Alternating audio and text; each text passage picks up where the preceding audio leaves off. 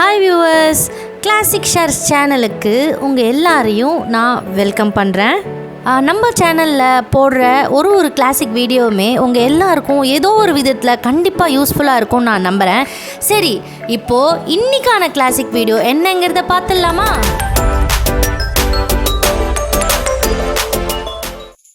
இன்றைக்கி classic recipe தான் நம்ம பார்க்க போகிறோம்.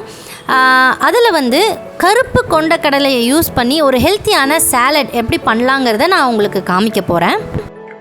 இது பண்ணுறதுக்கு கருப்பு கொண்ட கடலையை ஓவர் நைட்டே ஊற வச்சுருங்க. ஊற வச்சுட்டு ஒரு அரை டீஸ்பூன் உப்பு போட்டு குக்கரில் 7-8 விசில் விட்டு வேக வச்சு எடுத்து வச்சுக்கோங்க.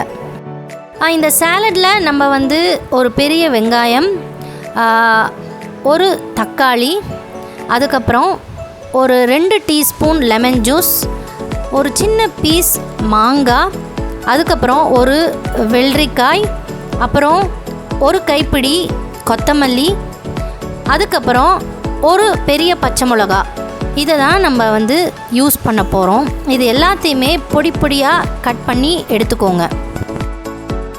ஓகே, இப்போது சாலட் பண்ண ஆரம்பிச்சிடலாம். அதுக்கு ஒரு அகலமான பாத்திரம் எடுத்துக்கோங்க. அதில் நம்ம வேக வச்ச கொண்டக்கடலையை சேர்க்க போகிறோம். ஓகே, இப்போ நம்ம ஏற்கனவே சொன்ன இன்க்ரீடியன்ட்ஸ்லாம் ஒன்று ஒன்றா இதோட சேர்த்துடலாம். ஃபஸ்ட்டு கட் பண்ணி வச்சுருக்கிற வெங்காயம், கடலை நீங்கள் எவ்வளோ சேர்த்துருக்கீங்களோ அதுக்கேற்ற மாதிரி எல்லாமே நீங்கள் சேர்த்துக்கணும். ஃபஸ்ட்டு கட் பண்ணி வச்சுருக்கிற வெங்காயம், அதுக்கப்புறம் பொடி பொடியாக கட் பண்ணி வச்சுருக்கிற தக்காளி சேர்த்துட்டு அப்புறமா குக்கும்பர் சேர்த்துருக்கோங்க. குக்கும்பர் சேர்த்ததுக்கப்புறமா ஒரு கைப்பிடி அளவு மாங்காய், அதையும் நம்ம இதோட சேர்த்துடலாம். இதெல்லாம் ஆட் பண்ணி முடித்த உடனே கட் பண்ணி வச்சுருக்கிற மிளகாயை சேர்த்துட்டு 2 டீஸ்பூன் லெமன் ஜூஸையும் அதோட சேர்க்க போகிறோம். ஏற்கனவே கடலை வேக வைக்கும்போது உப்பு போட்டு தான் வேக வச்சுருக்கோம். இப்போது ஒரு அரை ஸ்பூன் உப்பு போட்டுக்கோங்க. அப்புறம் ஒரு 4-5 பிஞ்ச் பெப்பர் பவுடர், அப்புறம் ஒரே ஒரு பிஞ்சு சாட் மசாலா சேர்த்திங்கன்னா டேஸ்ட் இன்னும் சூப்பராக இருக்கும். இது ஆப்ஷனல் தான். சாட் மசாலா வேணும்னா போட்டுக்கோங்க, இல்லைன்னா விட்டுறலாம். ஓகே, இப்போ எல்லா இன்க்ரீடியன்ஸும் நம்ம சேர்த்துட்டோம். இப்போ நல்லா மிக்ஸ் பண்ணிவிடுங்க. இன்னொன்று என்னென்னா, மாங்காய் கண்டிப்பாக சேர்க்கணுன்னு அவசியம் இல்லை. உங்களுக்கு வேணும்னா நீங்கள் சேர்த்துக்கலாம்.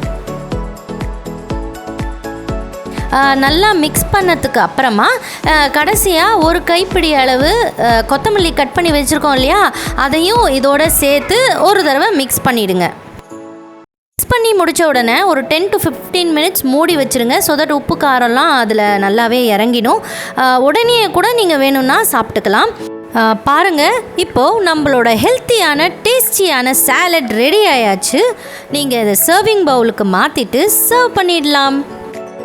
இந்த வீடியோ உங்கள் எல்லாருக்கும் கண்டிப்பாக பிடிச்சிருக்கும்னு நினைக்கிறேன். அடுத்த ஒரு கிளாசிக்கான வீடியோவோட நான் உங்களை சந்திக்கிறேன். அது வரைக்கும் பாய்.